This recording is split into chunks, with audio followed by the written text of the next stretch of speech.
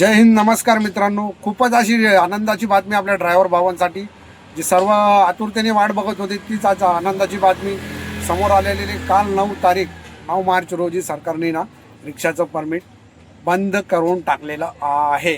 त्याचबरोबर बाईक टॅक्सीसुद्धा बंद केली आहे. खूप खूप छान असा निर्णय घेतलेला आहे सरकारने, जे आपण सगळेजण वाट बघत होतो की परमिट बंद व्हायला पाहिजे. खूप अशा रिक्षा झालेल्या आहे. सरकारने बी तोच निर्णय घेतलेला आहे. झालं असं मित्रांनो, सविस्तरपणे सांगतो तुम्हाला हा निर्णय कशामुळे सरकारने घेतलेला आहे. तर मित्रांनो, झालं असं की सरकारचं म्हणणं आहे की जेव्हापासून परमिट सुरू झाले ते आजपर्यंत सरकार म्हणते 14 लाख परमिट आम्ही वाटलेले आहेत. म्हणजे 14 लाख परमिट वाटले म्हणजे 14 लाख तर रिक्षा आलेलेच आहे रस्त्यावर. तर सरकारचं असं म्हणणं आहे की त्याच्यामुळं ट्रॅफिक व्हायला लागले. शहरी भागांमध्ये खूप जास्त अशी ट्रॅफिक व्हायला लागले आणि पर्यावरणाला धोका आहे. आणि सरकार हेही म्हणतं आहे की काही परमिट हे बांगलादेशीला वाटले गेले आहेत, असं सरकारचं म्हणणं आहे. तर ह्याच कारणामुळं, आणि दुसरं अजून एक कारण सांगतो मित्रांनो, की रिक्षावाल्यांच्या बी भरपूर कंप्लेंट केला की एवढ्या रिक्षा निघतात, एवढ्या रिक्षा रोजच्या रोज रस्त्यावर येतात, त्याच्यामुळं आमच्या धंद्यावर बी परिणाम होतो आहे. त्यामार्फत सर्व संघटनांनी आंदोलनं केली, मोर्चा केला. त्याच्यामुळे सरकारने दखल घेऊन हे परमिट बंद करण्याचा आज निर्णय घेतलेला आहे. ही होती आनंदाची बातमी, तुम्ही ऐकली. आता मित्रांनो, आता दुःखाची बातमी आहे.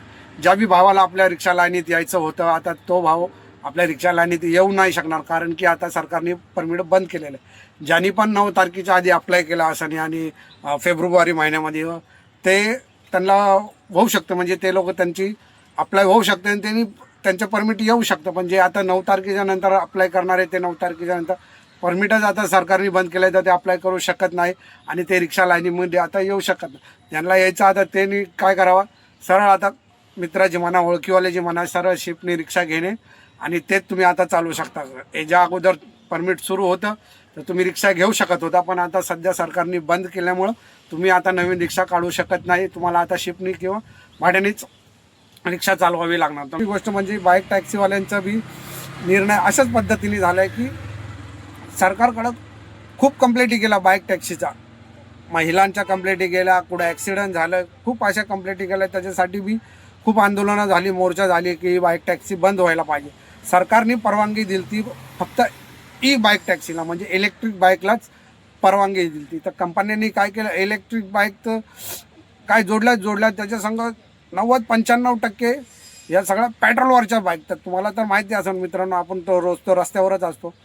तुम्ही तर नेहमीच बघता की आपल्याला जी पण बाईक दिसते ही पेट्रोलचीच असते. तर त्याच्यामुळं की प्रत्येक बाईक ही पेट्रोलची. तर 100मधली तुम्हाला 1-2 दिवसांनी इलेक्ट्रिक बाईक, पण प्रत्येक बाईक ही पेट्रोलचीच बाईक आहे. त्याच्यामुळं सरकारने हा निर्णय घेतला की ही बाईक टॅक्सी बंद केली पाहिजे. सरकारला पण पूर्णपणे बंद केले नाही, म्हणजे सध्या तर सरकारने आता तात्पुरती बंद केलेली आहे, म्हणजे स्थगिती दिली आहे. त्याच्या पण जेव्हा कंपन्या लेखीमध्ये या ते आश्वासन देतील की सरकारला की हो आम्ही फक्त इलेक्ट्रिक बाईकच चालू ठेवू, तेव्हा ते म्हणजे त्यांची बंदी उठवली जाईल, असं सरकारच्या मार्फत बंद आहे. पण सध्या तरी निर्णय सरकारने घेतलेला आहे परमिट बंद करण्याचा, बाईक टॅक्सी बंद करण्याचा, खूप छान असा निर्णय. म्हणजे आपल्याला आता त्याच्या धंद्यावरती फरक दिसेल आपला थोड्या दिवसांनी.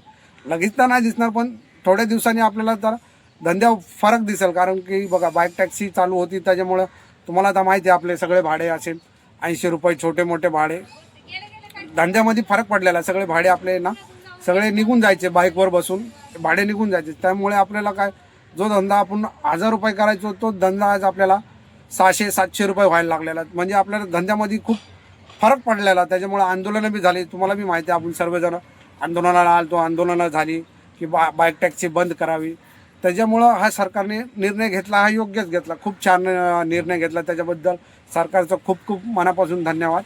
आता परमिट किती दिवसासाठी बंद केलं आहे हे सरकारने नाही सांगितलं, म्हणजे 1 वर्षासाठी, 4 वर्षासाठी का 10 वर्षासाठी.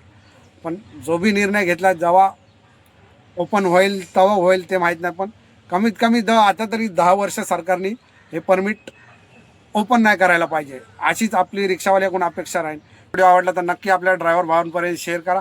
भेटूया नेक्स्ट व्हिडिओमध्ये. धन्यवाद.